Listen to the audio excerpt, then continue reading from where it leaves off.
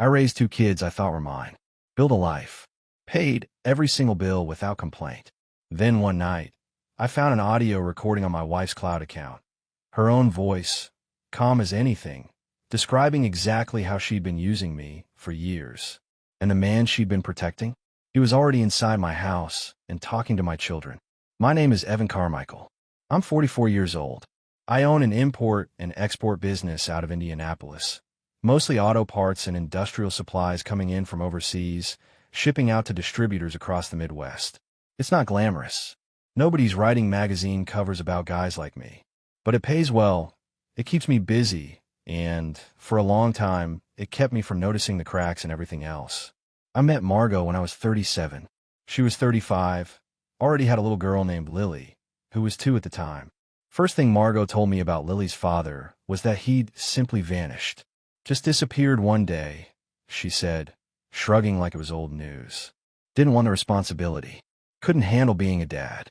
I didn't dig into it. Margot had this way of making you feel like asking too many questions was somehow rude. Like curiosity was an insult. So I didn't ask.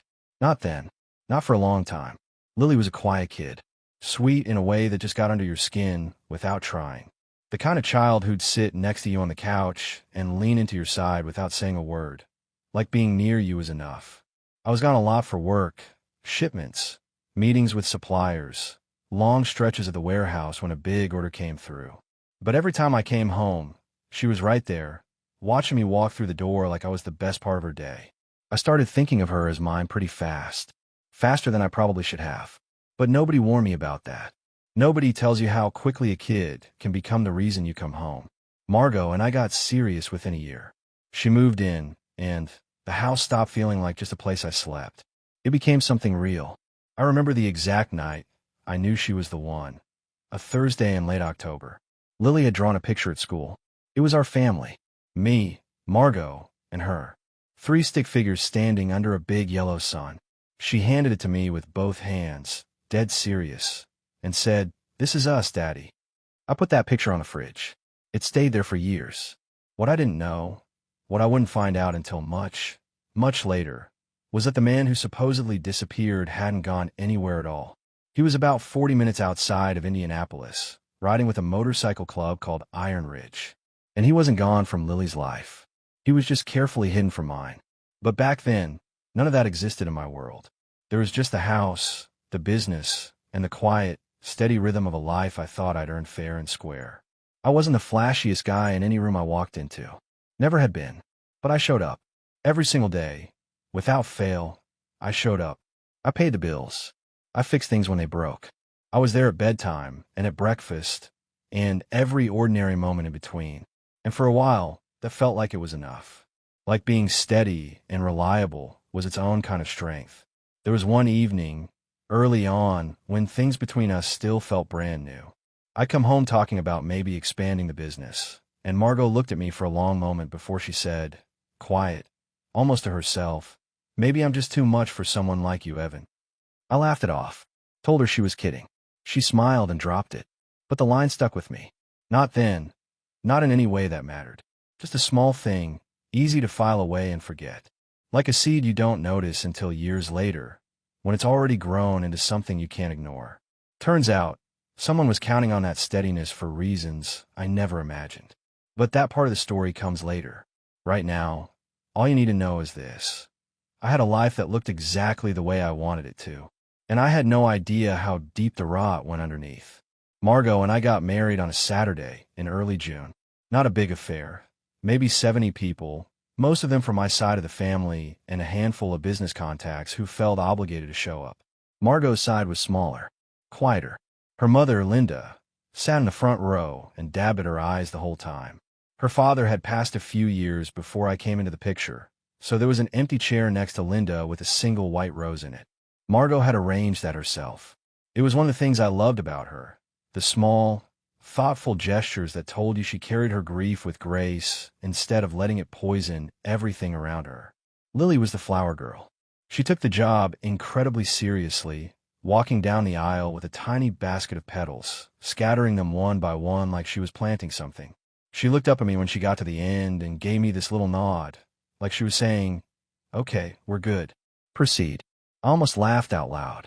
That kid had a way of making everything feel lighter just by being in the room. I remember standing there at the altar, looking at Margot coming toward me, and feeling like I'd actually won something. Not just a wife, a family, a real one, with all the messy, imperfect, beautiful parts that come with it. Lily was part of that package, and I didn't think twice about it. She was already mine in every way that counted. The honeymoon was simple, a week at a cabin upstate. No fancy resort, no exotic location. Just trees, a lake, and enough quiet to actually hear yourself think for once. We cooked dinner together every night. Margot laughed more than I'd seen in months. It felt like a reset, like we were starting something clean. And then, about 10 months after the wedding, Margot told me she was pregnant. I was sitting at the kitchen table going over shipping manifests when she walked in and just set the test down in front of me. No preamble, no build-up, just the little plastic stick with 2 lines and a smile that I could still see when I closed my eyes. I pushed back from the table, so fast my chair scraped the floor. Picked her up, spun her around right there in the kitchen like something out of a movie I'd never actually sit down and watch. Owen. We named him Owen. That pregnancy changed everything in the house. Lily, who had always been quiet and careful, suddenly became protective in a way that surprised us both. She'd put her hand on Margot's belly at night while we watched TV, just resting it there, like she was standing guard. I'd catch her whispering to the baby sometimes, little one-sided conversations that I could never quite make out. Whatever she was saying, it seemed important to her. I started thinking about space. The house we were in was fine for 3 of us, but 4? It was going to get tight. So I did what any man in my position would do. I sat down, ran the numbers, and made a decision. I applied for a mortgage on a bigger place, a 4-bedroom colonial about 20 minutes from the business. The payments were steep, but I had the income to cover it. I signed the paperwork without hesitation. This was for my family. There wasn't a number on that page that could have stopped me. Owen was born on a Tuesday morning in March. 8 pounds, 2 ounces, a full head of dark hair, and a set of lungs that could fill a room.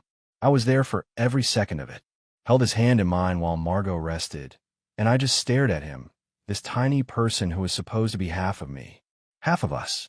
I felt something settle into place inside my chest.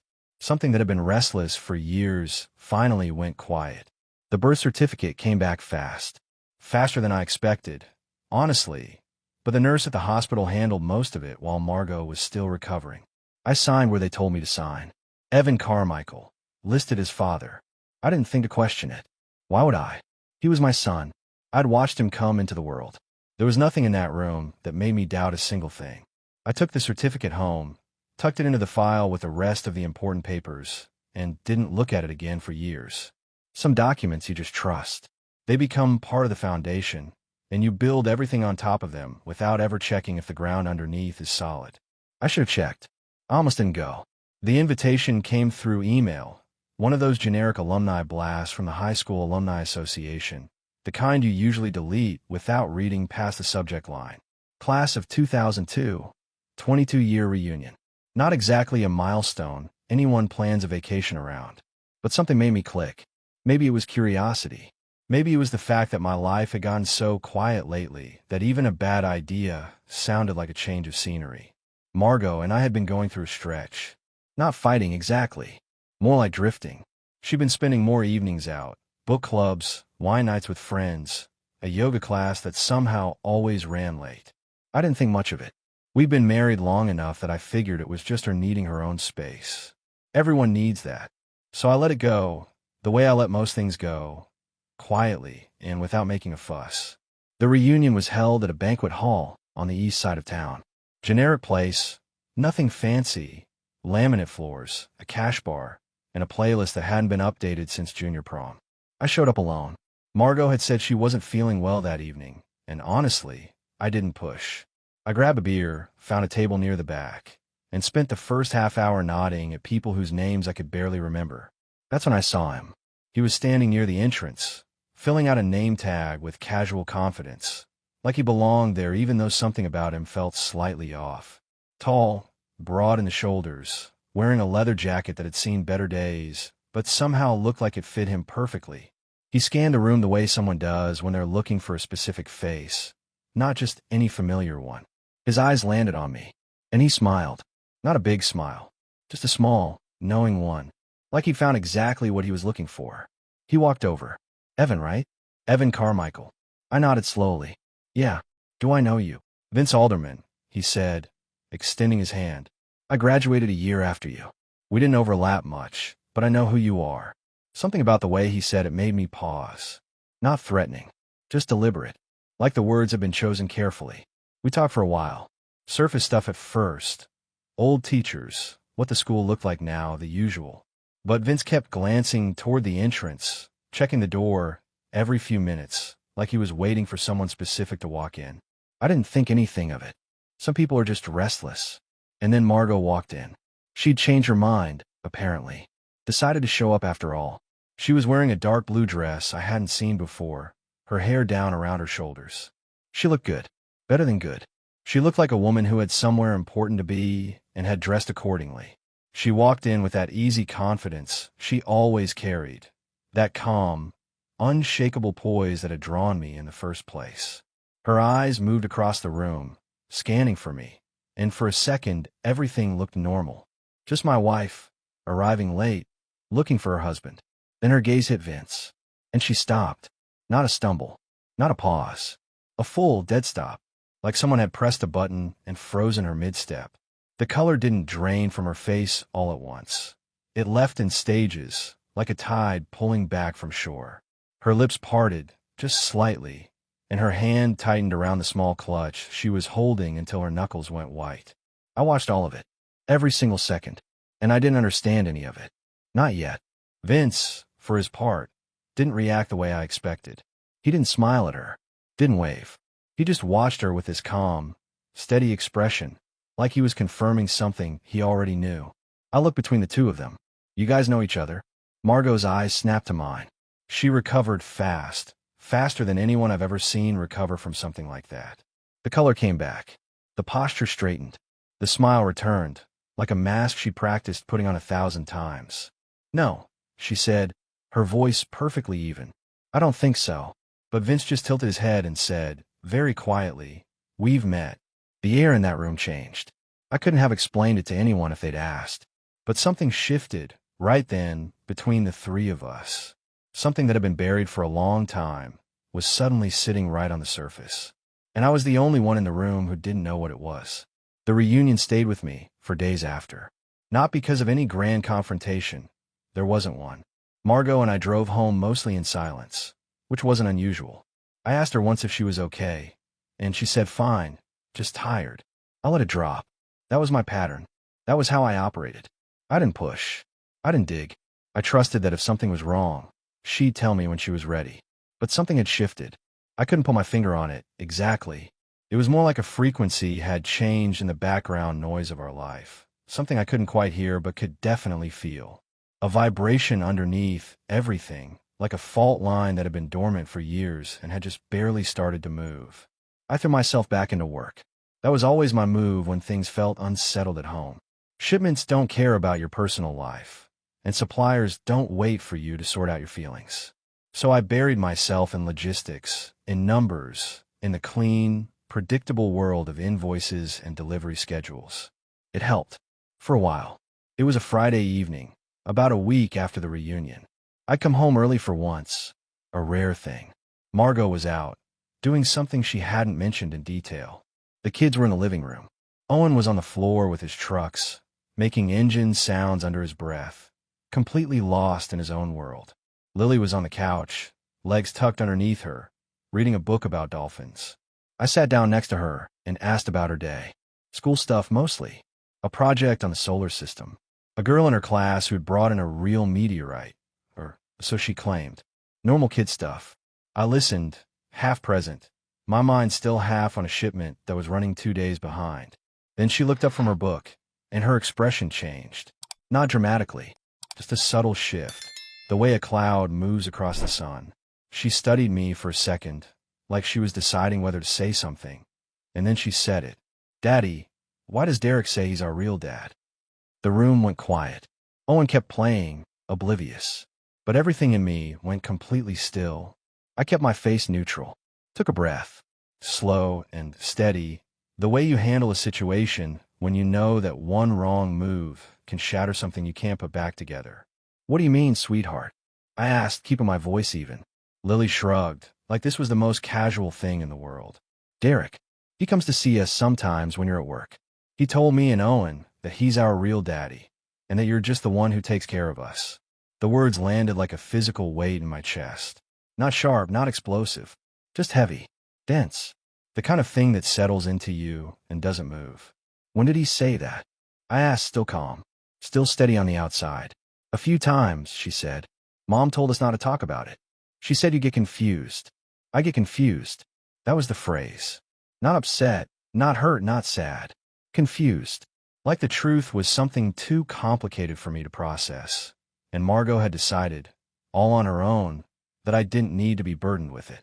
I looked at Lily, this girl I had raised, loved, signed papers for, built a life around, and I felt something move inside me that I hadn't felt in years. It wasn't anger. Not exactly. It was something quieter than that. Something colder. The kind of feeling that comes when you realize the ground you've been standing on was never as solid as you thought. I ruffled her hair gently and told her everything was fine. That grown-up stuff was complicated sometimes, and that I loved her no matter what anyone else said. She seemed satisfied with that. Went back to her dolphins. Owen looked up from his trucks and said, "Is Derek coming tomorrow?" I didn't answer right away.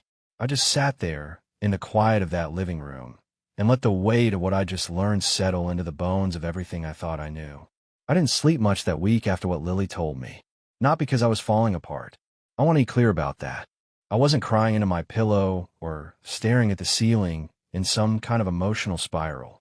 I was thinking, quietly, methodically, the way I think about a shipment that doesn't add up. Because that's exactly what this felt like, a manifest with missing line items. Numbers that should have been there, weren't. And I needed to find out why. Margot noticed, of course. She's perceptive that way. Asked me twice if something was bothering me. Both times I told her no, just busy with work. She didn't push. That was one of the things I'd always appreciated about her. She gave me room, gave me space to work through things on my own. It never occurred to me that her willingness to let things go might have been more strategic than it seemed. I started with the finances. That was my territory. Import, export is a business built on numbers. Margins, exchange rates, shipping costs, customs fees. I know how to read a ledger the way some men read a room. So I sat down at my desk one evening after the kids were asleep, pulled up our household accounts, and started going line by line. At first, nothing jumped out. Groceries, utilities, the mortgage, school supplies. Normal stuff. But I kept going. Deeper. Older records. And that's when I found them. Payments to a place called Ridge Services. Small amounts at first. $200 here, $350 there, scattered across different months. I didn't recognize the name. Didn't ring a single bell. So I looked it up. Ridge Services turned out to be a shell. Barely a web presence. No physical address I could find. No reviews. No nothing. Just a bare-bones website that looked like it had been thrown together in an afternoon. I pulled up the transaction history and started mapping it out on a legal pad, the old-fashioned way. Every payment, every date, every amount. The pattern was unmistakable once I laid it all out. 12 months of payments. Sometimes twice a month. Always between $200 and $600. Never the same amount twice. Like someone was deliberately varying the numbers to avoid triggering any automatic flags. Over the course of a year, it added up to just over $5,400. And that was just 1 year. I went back further. Found more. Different amounts, slightly different naming. Ridge Maintenance, RS Consulting. Same accounts underneath. Same routing numbers. I spent 3 nights doing nothing but tracking the money, cross-referencing dates, building a timeline on the legal pad that stretched across 2 full pages. By the time I was done, I had documented over $38,000 in payments spanning nearly 3 years. $38,000 flowing out of our joint accounts into companies that didn't exist, into a name I was starting to suspect had everything to do with Iron Ridge. The sick part wasn't the money. I could absorb the financial hit. The business was solid, and I'd built enough of a cushion to weather something like this without going under. The sick part was the precision of it, the care that had gone into hiding it. This wasn't sloppy. This wasn't impulsive. Someone had planned this, mapped it out, and executed it over years while I sat at the same kitchen table signing off on the same accounts without ever noticing a thing. I was about to close the laptop and try to get a couple hours of sleep when I remembered something.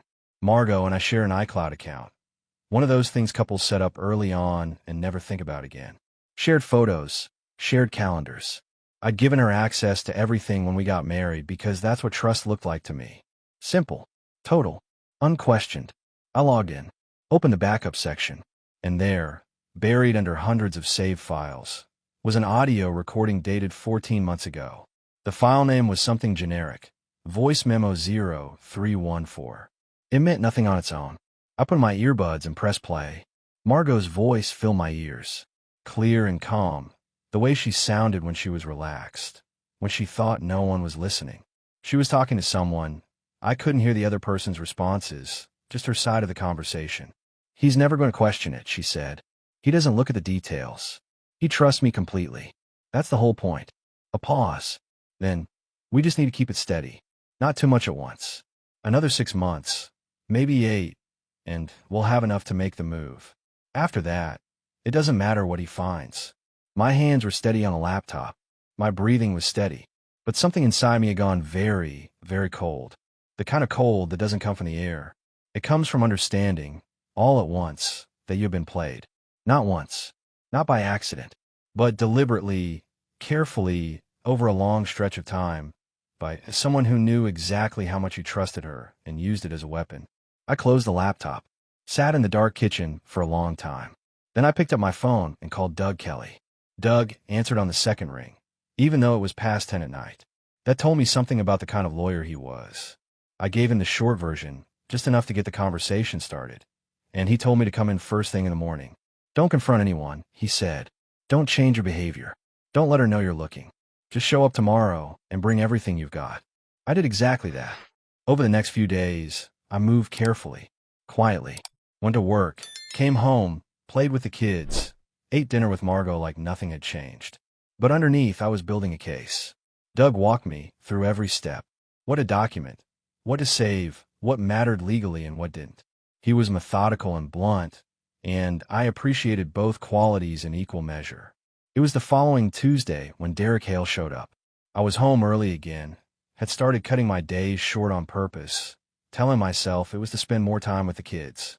And it was partly, but it was also because I wanted to be there, watching, paying attention to the things I'd spent years not paying attention to. I was in the garage, reorganizing some shipping boxes I brought home from the warehouse, when I heard it, the unmistakable rumble of a motorcycle engine pulling up outside. Not fast, not aggressive, just slow and deliberate, like someone who wanted to be heard without making a scene. I walked to the end of the driveway and looked out. A black motorcycle, polished but well-worn, idling at the curb. The man on it was big, broad shoulders, dark hair pulled back, wearing a plain jacket over what looked like a club vest underneath. He wasn't looking at the house. He was looking at me. He killed the engine, sat there for a moment. Then he took off his helmet, tucked it under his arm, and made eye contact.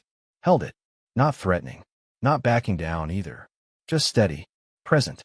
"Evan Carmichael," he called out. Loud enough to carry, but not loud enough to be a shout. "That's me," I said. I didn't move from where I was standing. Didn't change my posture. Just watch him the way you watch something you're not sure about yet. "Name's Derek Hale," he said. He swung his leg off the bike and stood up to his full height. He was taller than I expected. "I think we need to have a conversation. Man to man." I studied him for a long beat. Took in the jacket, the bike, the way he held himself, relaxed but grounded, like a man who was used to being the center of things. This was the man, the one Lily had talked about, the one who had been coming into my house while I was at work, sitting in my living room, talking to my children about how he was their real father. And here he was, at my door, asking for a conversation. About what? Exactly. I asked. Calm. Level. Not giving him a single inch. He tilted his head, almost smiled. About a few things that are about to change. I didn't invite him in. I didn't need to. I just stood there and let him talk, because I already knew more than he thought I did. And I was already 3 steps ahead of whatever he was about to say. We talked for maybe 15 minutes. Nothing explosive. Derek laid out his version of things in broad strokes. Said he cared about the kids. Said the situation had gotten complicated, Said he hoped we could handle it like adults. I listened, nodded in the right places, gave him nothing to work with. When he left, I went straight inside and wrote down everything he'd said, word for word, as close as I could remember. Texted Doug the notes before I even sat down. 3 days later, on a Friday afternoon, I was picking up Owen from school when I saw them. 7 motorcycles, rolling down the street in a loose formation, slow and easy, like they were just out for a ride. No logos visible, no banners, just leather and chrome, moving past the school at exactly the speed that said they wanted to be noticed. I memorized the plates, pulled out my phone, and recorded 30 seconds of video before they turned the corner. Then I drove home, put Owen in front of his cartoons, and called Doug again. Doug was the one who suggested the DNA tests. I was sitting across from him in his office on a Tuesday morning, going over everything we'd built so far. The financial records, the audio, Derek's visit, the footage of the motorcycles. Doug listened to all of it, made notes, asked the kind of sharp questions that told me he'd been doing this long enough to know exactly where the weak spots were. Then he leaned back, folded his hands, and said, "Evan, I need you to hear me on this next part." I waited. The money trail is strong. The recording is strong. But none of it touches the kids directly. If this goes to court, and it very likely will, the other side is going to argue that Derek has no legal standing, that he's a stranger, that you're the father of record for both children. He paused. But if we can establish biological paternity, if we can get DNA results on both Lily and Owen, then we control the entire narrative. We force Derek into the open, and we decide, on our terms, how that plays out. I didn't hesitate. Not for a second. "Do it," I said. Doug walked me through the process. Home DNA kits. Simple, discreet, no hospital visit required. Cheek swabs for me, Lily, and Owen. I could do it myself, at home, without Margot knowing. The results would come back in 5 to 7 business days. Doug would handle the lab directly. Nobody else would see them until we were ready. I picked up the kits on a Thursday afternoon, kept them in my truck until Friday evening, when Margot had taken Owen to his soccer practice and Lily was at a sleepover at a friend's house. An empty house. Complete privacy. I did my own swab first. Quick, easy, almost mechanical. Then I waited for Owen to get home. He came through the door in his soccer jersey, still buzzing from the game, mouth full of questions about whether he could have a snack. I sat him down at the kitchen table, told him I needed to do a little science project with him, something for a school assignment I was helping with. He thought it was cool. Opened his mouth wide without any fuss. I did the swab in about 3 seconds. He barely noticed. Lily's was trickier. I had to pick her up from the sleepover the next morning and find a reason to do it in the car on the way home. Told her the same story.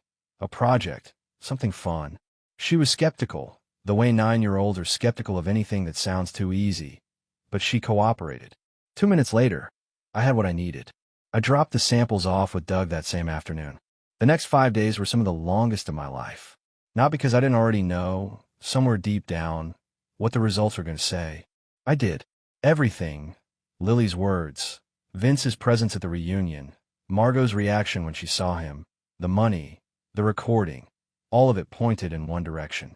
But knowing something in your gut and seeing it confirmed on a piece of paper are 2 entirely different things. One you can push down, the other you can't. I kept my routine locked tight. Work, home, kids, dinner, bed. Margot and I talked about normal things, school schedules, a leak in the upstairs bathroom, whether Owen needed new cleats. I watched her across the dinner table every night and try to read her face, try to find the seams where the performance ended and the real person began. But Margot was good at this. She'd been good at it for years. The call from Doug came on a Wednesday morning while I was at the warehouse. "I've got the results," he said. No preamble, no softening, just the fact. "Come in when you can." I drove straight there. Doug handed me the paperwork across his desk, without ceremony. 2 reports, 2 sets of results. I read them slowly, even though I already knew what they said. Lily, not a biological match to Evan Carmichael. Owen, not a biological match to Evan Carmichael. Both children shared paternal DNA consistent with a single, unknown male. There it was, in black and white. The foundation of my family, crumbled down to data on a page. Doug gave me a minute. Then he said, "Now here's where it gets interesting." He pulled out a folder, a case file, thick with highlighted pages. A custody precedent from a federal court in Ohio, decided 3 years ago. A man named Gerald Whitmore had sued for parental rights over 2 children he claimed were biologically his. The mother had been married to another man for the duration of the children's lives. The other man had raised them, provided for them, been legally named as the father on all documents. The court ruled entirely in favor of the man who raised them. Doug tapped the folder with one finger. The biological father, Whitmore, argued that genetics should override everything else. The court disagreed. They said that parental rights aren't just about biology. They're about presence, investment, and legal standing. Whitmore had none of those things. He'd been absent from the children's lives entirely. The court stripped him of any claim. I looked at Doug. Derek hasn't been entirely absent. No, Doug said, but he's never been legally recognized. Never paid a dime toward their upkeep. Never filed a single document claiming paternity. And you adopted Lily. You're on Owen's birth certificate. You've been the one raising them, providing for them, showing up every single day. He held my gaze. We use that. We use all of it. I sat with that for a long moment. Then I nodded. What's our next move? Doug smiled. The first time I'd seen him do it. We wait for him to make his. He didn't have to wait long. It happened on a Monday morning. I was already at the warehouse, halfway through a supply check, when my phone rang. Unknown number. I almost let it go to voicemail, but something made me answer. Mr. Carmichael? This is Patricia Hayden, the front office coordinator at Lily and Owen School. My stomach dropped before she even finished the sentence. Not because of her tone.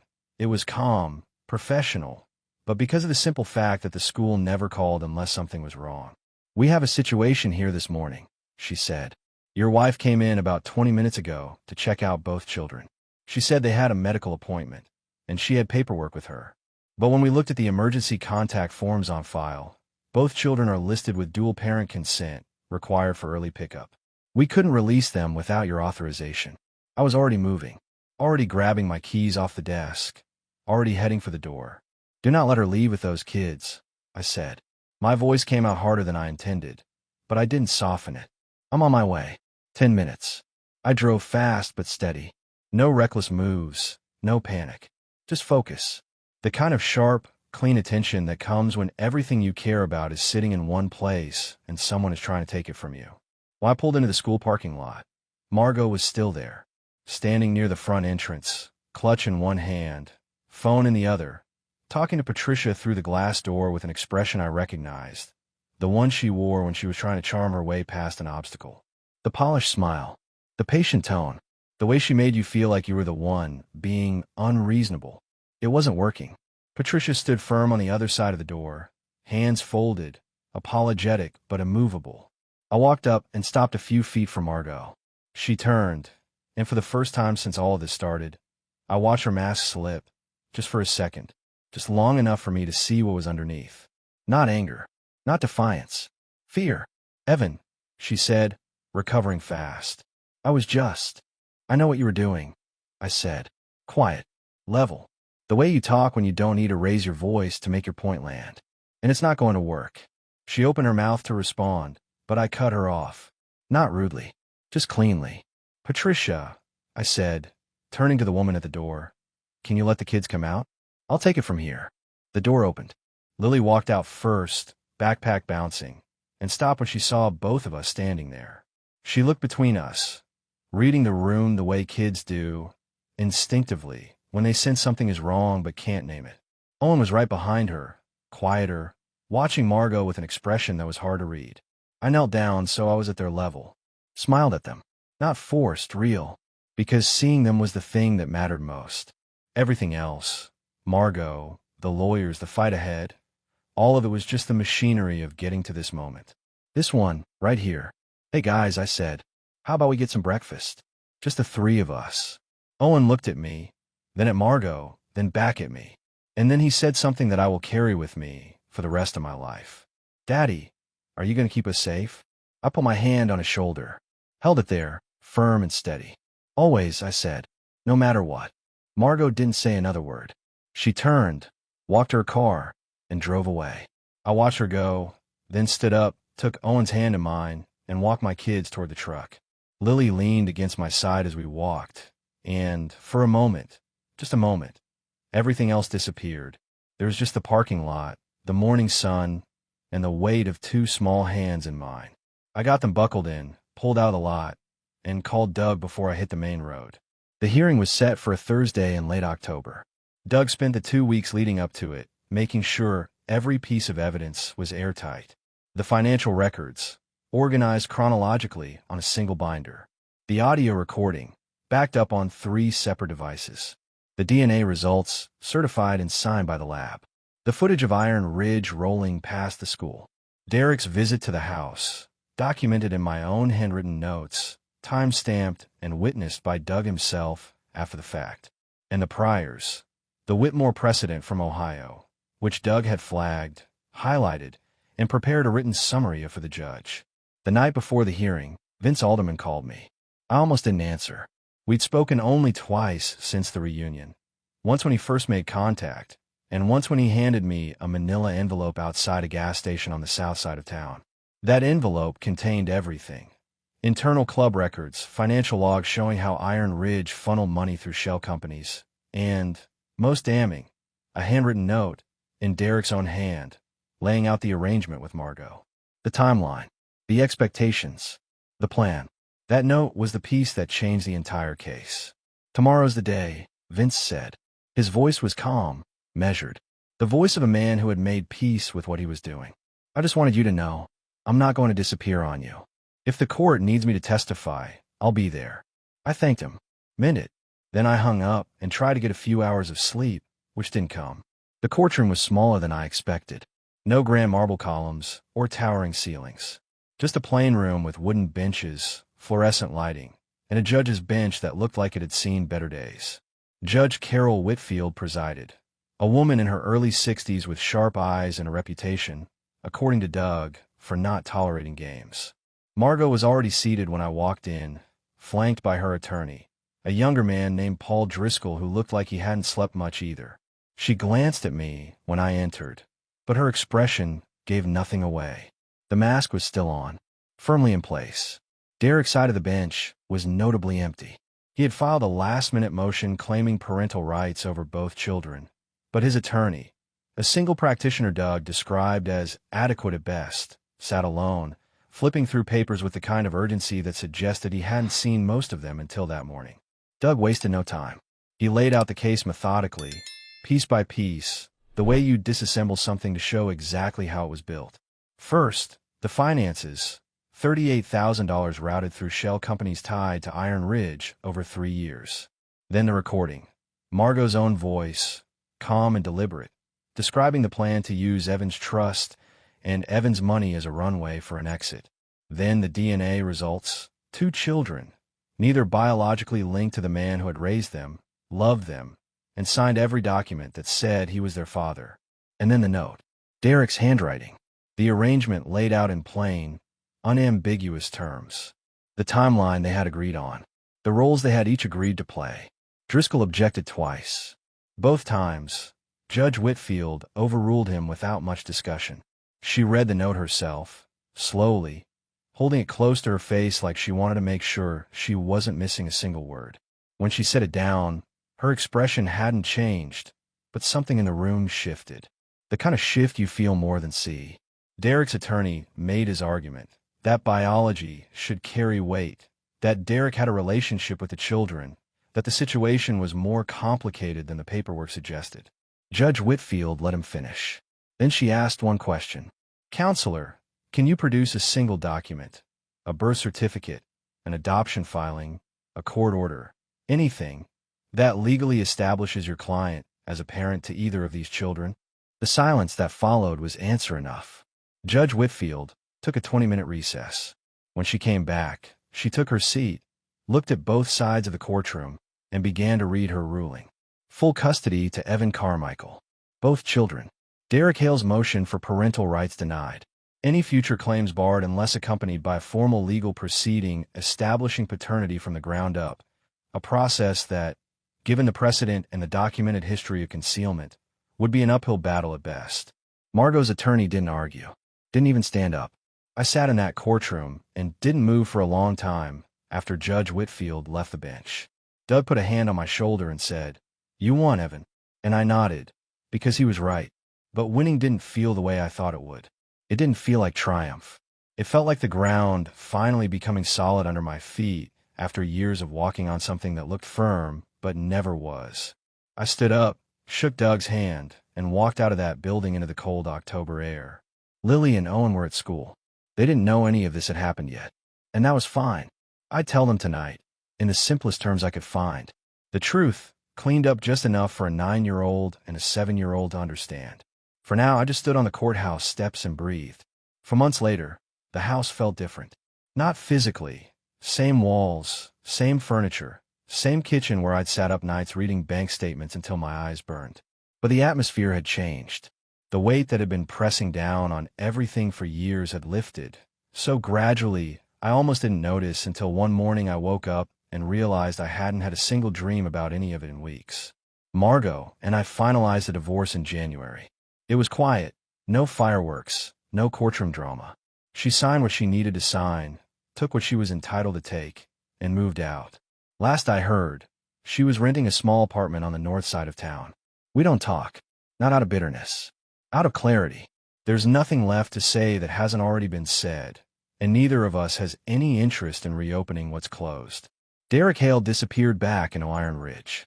He hasn't made contact since the hearing. Doug told me he could still try to pursue things through the proper legal channels if he wanted. But the precedent and the documented history of concealment make that a losing fight, and everyone involved knows it. Vince Alderman left the club 3 weeks after the hearing. Sent me a text one evening that just said, "Done with that life. Good luck with yours." I haven't heard from him since. I kept the house, kept the business, kept the routine that had carried me through all of it. The shipments, the invoices, the steady rhythm of work that had been my anchor for as long as I could remember. But I loosened my grip on it. Started leaving the warehouse earlier. Started being home more. Not because I had to be, but because I wanted to be. Because the kids were there, and that was where I belonged. It was a Sunday afternoon in February. One of those rare winter days in Indianapolis when the sun actually shows up and the air doesn't bite. I'd made lunch, sandwiches, nothing fancy, and we were eating at the kitchen table, all 3 of us. Owen was telling me about a book he was reading for school. Something about sharks. He'd been on a shark kick for 2 weeks and showed no signs of slowing down. Lily was quieter, the way she usually was, picking at the crust of her sandwich, half listening to Owen, half somewhere else in her own head. She did that sometimes, drifted into her own world, and stayed there for a while. I'd learned not to pull her out of it. She always came back on her own. And she did. Right in the middle of Owen's shark monologue, Lily looked up at me, studied my face for a moment, like she was checking something. Then she said, "Daddy, you knew. About Derek. You knew the whole time, didn't you?"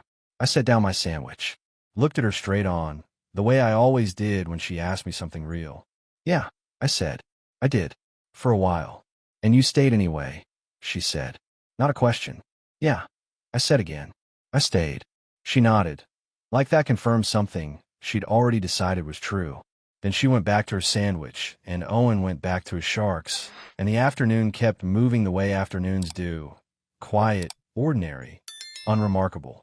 But I sat there at that table, in the middle of all of it, and felt something settle in a place inside me that had been out of alignment for a very long time. Not happiness, exactly, though that was part of it. Something deeper than happiness. Something closer to standing on solid ground for the first time in years, and knowing, really knowing, that it wasn't going anywhere. Owen looked up from his plate and said, "Dad, did you know sharks can smell a single drop of blood from a mile away?" "Is that right?" I said, "Yeah, it's insane." I laughed. A real one. The kind that comes without warning and without effort. And for the rest of that Sunday, that laugh stayed with me. A small, quiet proof that the worst of it was behind me, and whatever came next, I'd be ready for it.